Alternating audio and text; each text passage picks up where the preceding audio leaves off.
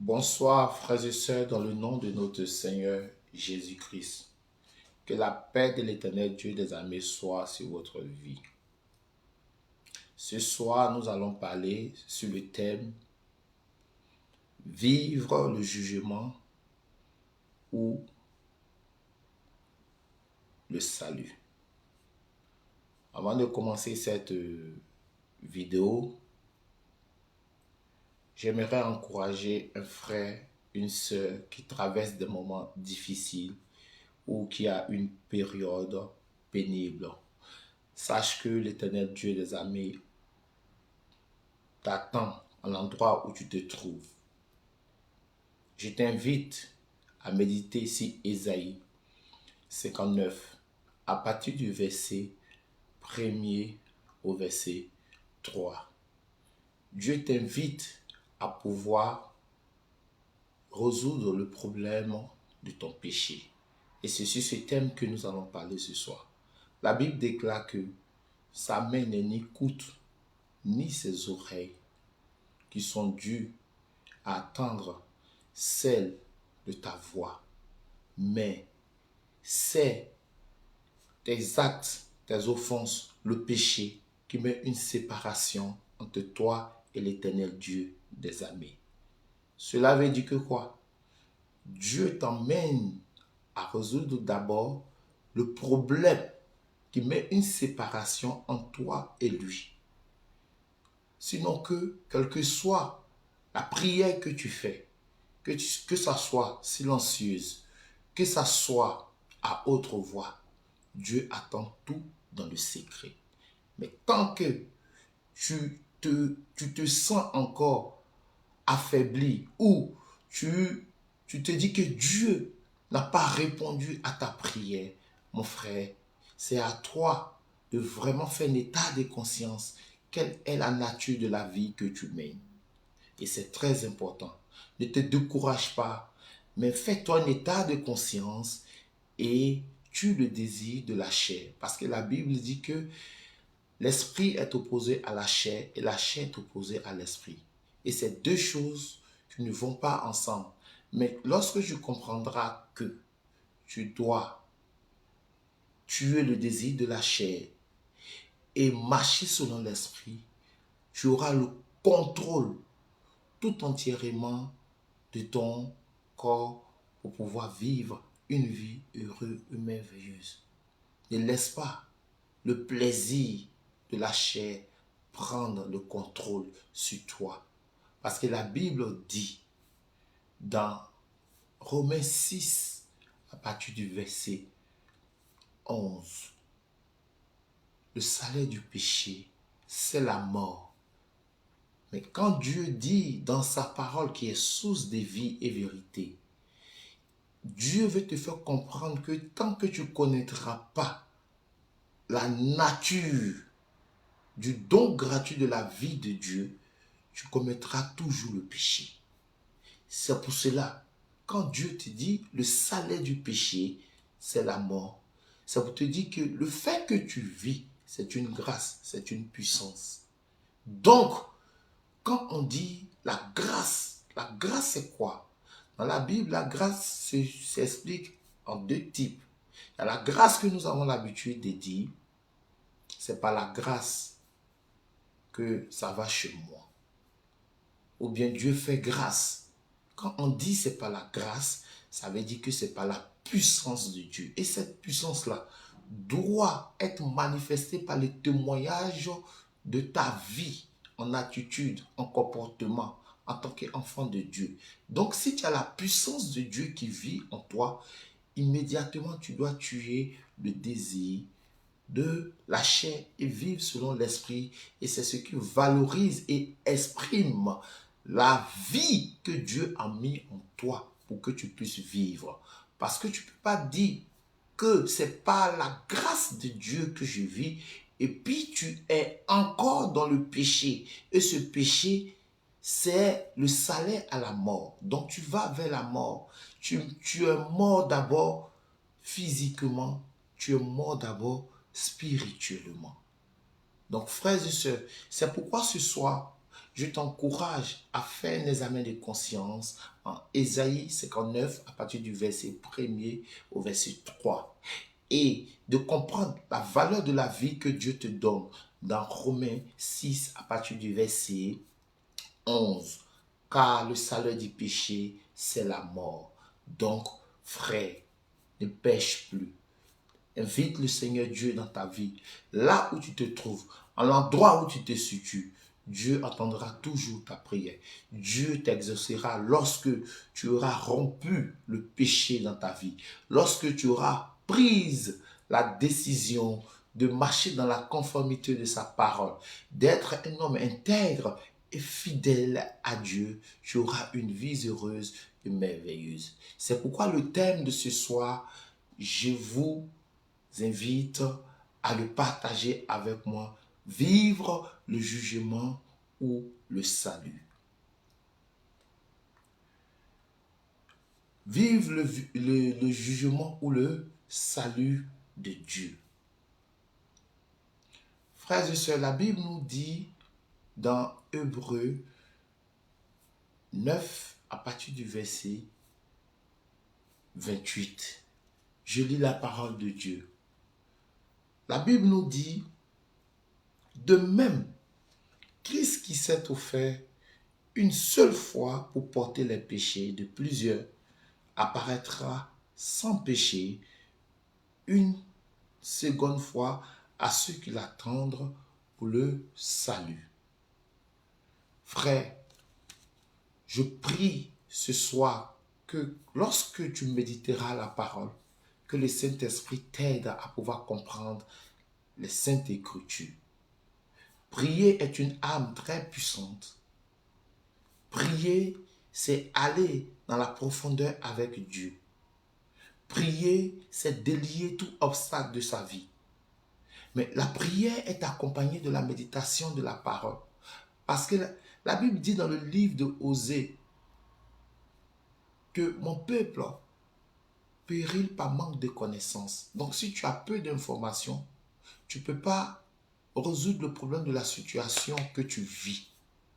Et je vous encourage vraiment à lier la prière et la méditation de la parole de Dieu. Parce que là, Dieu nous invite à quelque chose de très important là. Vivre le jugement ou le salut. Parce que la Bible nous dit que Dieu ne viendra plus pour ceux qui commettent le péché. Parce que autrefois, il était là. Il a porté nos péchés. Parce que quand tu lis dans le livre de Galates 4, à partir du verset 4, la Bible dit qu'il fallait que le Fils de Dieu naisse d'une femme sous la loi. Donc, c'est pourquoi Dieu nous a donné Jésus-Christ. Et Jésus-Christ est venu, quand il lit dans Jean 1 à partir du verset 29, Jean témoigne que voici l'agneau qui enlève le péché du monde. Et cet agneau-là est venu une première fois pour un jugement de notre offense, de nos iniquités, de notre idolâtrie, de notre ivrogne, de notre adultère, de notre mensonge, de notre incrédulité. Il a accepté cela et il est allé à la croix. C'est pourquoi la Bible dit dans Hébreux 7 que c'est lui le grand sacrificateur. Parce que autrefois, les sacrificateurs rentraient dans le lieu saint pour faire le sacrifice d'un animal, pour que lui-même qui offre le sacrifice puisse pardonner ses péchés et pardonner celles de son peuple. Et Dieu maintenant est venu en tant que grand sacrificateur qui a porté toutes ces souffrances-là, en fait qu'il n'y ait plus d'intermédiaire comme sacrificateur. Il n'y a plus d'intermédiaire. C'est pourquoi, quand nous lisons dans le livre de Hébreux 9, que la Bible te dit, vive le jugement ou le salut. Ça veut dire que Dieu avait déjà payé tes péchés passés, qu'il a mis ton compteur à zéro. Et il te donne maintenant, il te donne la chance d'obtenir le salut par le sacrifice ultime du Christ. C'est pourquoi beaucoup de chrétiens n'arrivent pas à comprendre certaines choses. Beaucoup de chrétiens n'arrivent pas à comprendre certaines choses. De nos jours où nous sommes actuellement sur cette terre, tout ce que nous vivons, c'est un jugement physique, non pas où nous apparaîtrons devant Dieu pour le jugement. Parce que la Bible te dit que Dieu viendra pour ceux qui auront attendu, pour le salut. Donc Dieu vient pour ceux qui sont dans la promesse. Et la promesse, c'est quoi? Parce que quand la Bible parle du salut, celui qui est d'abord enfant de Dieu doit manifester ce salut-là. Il doit être heureux sur terre. Il doit prospérer. Il doit être jovial. Il doit avoir la paix. Et donc, tout ce qu'il entreprend doit fonctionner parce qu'il est lié à Jésus-Christ. Ça, d'abord, c'est le salut. Maintenant, la Bible va nous amener dans la promesse. Et dans cette promesse-là, c'est là on parle du royaume de Dieu. Parce que le royaume de Dieu, c'est ce qu'on appelle de tout ce qui est bénédicté, joie, paix, intégrité, fidélité. C'est ça, le salut. Mais par contre, ceux qui auront commis les actes abominables, la Bible dit qu'il ne viendra pas pour ces personnes-là, mais ces personnes ils vont subir les conséquences de leur péché. C'est ça le jugement d'abord sur terre. Tu subis les conséquences de ton péché. Peut-être devant moi, tu veux me dire que tu es une belle personne. Tu veux me dire que tu es quelqu'un qui est zélé spirituellement. Tu veux me dire que tu pries en langue, tu délivres les gens. Je n'ai pas besoin de savoir tout cela. Ça doit être ton intimité entre toi et Dieu. Moi, ce que je veux voir, c'est la nature de ton comportement. C'est comment tu seras. C'est ça qui va exprimer que je vais voir que vraiment si tu es quelqu'un de spirituel, tu n'as pas besoin de t'affirmer devant moi pour dire que oh je suis chrétien. Tout le monde est chrétien. C'est pourquoi j'ai tendance à dire quelle est la nature de ta foi. Et cela est très important. La nature de la foi. Le païen même a une foi. L'athée a une foi. Le soi-disant chrétien a une foi, mais quelle est la nature de ta foi? Et c'est cette nature-là que Dieu cherche. Et c'est très important. C'est pourquoi, frère, quand tu pries, et puis tu n'attends pas de réponse, ou bien tu es encore dans l'amertume, dans la souffrance, comprends que, pose-toi des vraies questions. Quelle est mon attitude? Est-ce que je suis dans la promesse du salut ou bien est-ce que je suis encore dans les ténèbres? Parce qu'on parlera de jugement sur terre lorsque nous n'avons pas le salut, parce que nous sommes dans les ténèbres, parce que nous sommes dans le malheur, parce que notre vie s'escouisse, parce que notre attitude, nos comportements, le désir de la chair ferment notre vie. C'est pour ça que la Bible te dit dans Hébreux 9 à partir du verset 29 que Dieu viendra pour ceux qui sont dans l'attente du salut. Et le salut, elle renferme tout. Elle renferme le bonheur, la paix, la prospérité. Et elle te donne encore le don gratuit de quoi? Du royaume. Parce que tu es un homme fidèle. Tu es un homme qui marche comme Dieu veut que tu marches. Donc, tu n'es plus dans le jugement. Le jugement, tu n'es plus. Si tu es jugé pour une vie glorieuse. C'est pourquoi je vous exhorte, frères et sœurs, faisons un état de conscience dans notre vie. Il y a quelqu'un qui a payé un prix à la croix une fois. Il ne viendra plus jamais payer un autre prix à la croix. Quand tu commets tes actes, quand tu commets la fausseté, le mensonge, l'incrédulité, la Bible dit quoi? Dans Luc, la Bible dit dans Luc 11 que quoi? Lorsque Jésus guérissa un mieux, il était traité que c'est pas Belzéboul qui guérissait le malade. Et qu'est-ce que, en fait, nous faisons l'apologie du diable. Malgré que Jésus a délivré les gens qui étaient en face de lui.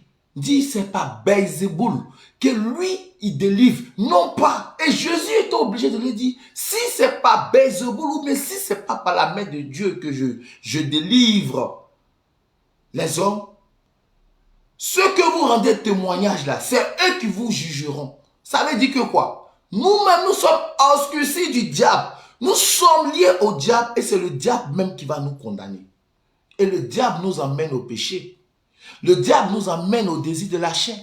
Le diable nous amène à faire des choses que nous ne voulons pas faire. Mais nous le faisons parce que nous sommes sous l'emprise du diable. Frères et sœurs, je ne serai pas long dans cette vidéo, mais je veux faire comprendre à quelqu'un ce soir que ta vie doit être bâtie sur Jésus-Christ. Ta vie doit être liée à celui qui a donné sa vie, qui était l'agneau immolé, comme le livre de Jean le dit, Jean 1 à partir du verset 29. Et la Bible te dit dans Galates qu'il fallait que Dieu donne son fils né d'une femme. Et cette femme, c'était qui? Marie. Donc, Jésus-Christ est né sous la loi. C'est pourquoi lui, il a porté tout ce qui se passait sur la loi. Afin que toi et moi, nous soyons libres. Ne te laisse pas séduire par le jugement. Ne te laisse pas égarer par le jugement. Ne te laisse pas perturber par le jugement, mais regarde au salut. Et dans ce salut, il y a ton bonheur, il y a ta prospérité, il y a la vie que tu veux mener. Parce que quand tu comprends le mot salut, elle te donne une exécution de pouvoir vivre l'obéissance de Dieu, de pouvoir vivre le commandement de Dieu, de pouvoir vivre sur la couverture du Père glorieux. Et si tu as compris que pour obtenir ce salut, parce que la Bible dit, il viendra pour ceux qui auront attendu dans la promesse. C'est clair. Donc si déjà tu désires vivre ou bien manifester la vie de ce salut-là, la vie dépend de toi. Commence à tuer les désirs de la chair. Comme la Bible dit dans Romains 6 à partir du verset 11. Est-ce que connais-tu le don de la vie que Dieu te donne? Le don de la vie que Dieu te donne, il y a une très grande valeur dedans. Il y a une très grande richesse dedans. Si tu connais le don de Dieu qui est la vie, tu ne vas pas la mépriser. Tu vas la doloter. Tu vas la prendre ça avec joie, avec paix, la valoriser et que tu rendras témoignage de cette vie dont la parole est déclarée et le Saint-Esprit en témoigne. Frère, je t'encourage ce soir. Si tu n'as pas encore donné ta vie à Jésus, donne ta vie à Jésus. Cherche une église. Peu importe que ça soit une église évangélique, que ça soit une église catholique, que ça soit une église protestante, mais où la vérité de Dieu est prêchée.